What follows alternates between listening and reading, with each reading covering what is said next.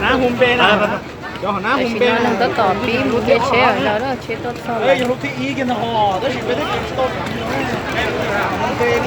cái lúc thứ à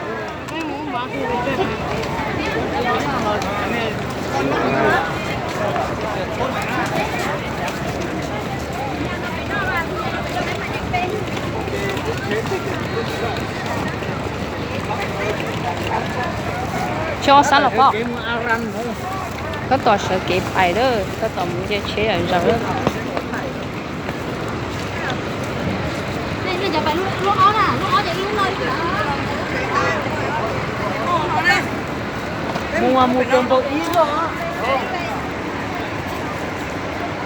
bữa o nó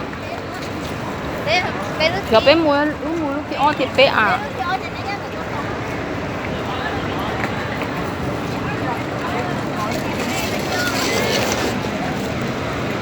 tao là hung bê chứ bộ dê bé à dê bé vâng đường kia lúc khi tao mà lúc trước mà nó hay chỗ tao xí trắng dê chế rồi cái đó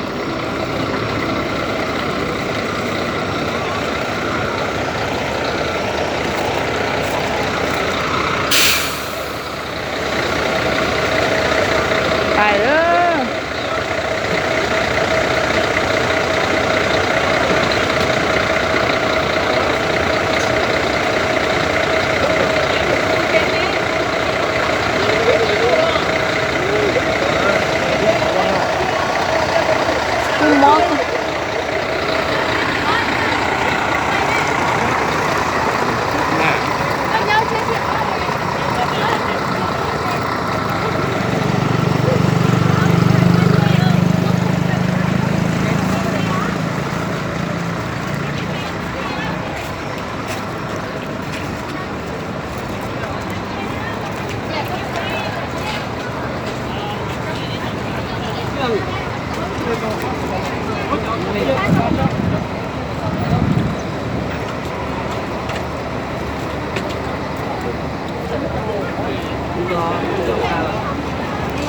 Thích ra như nhiều như đúng không? À, nếu cho nè.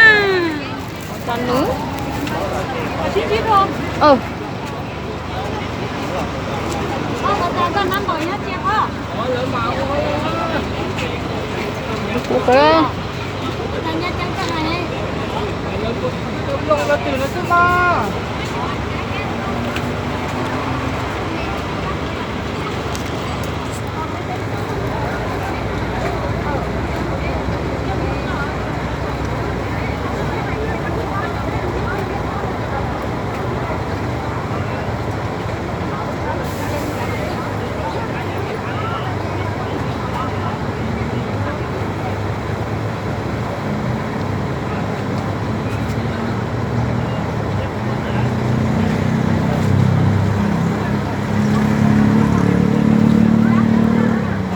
trong cỡ ít bùa tờ lăng peluche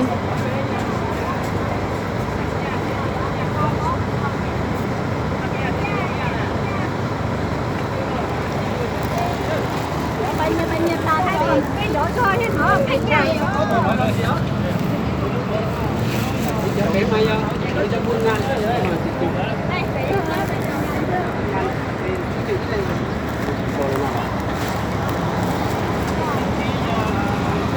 ở tao bây giờ là hũ này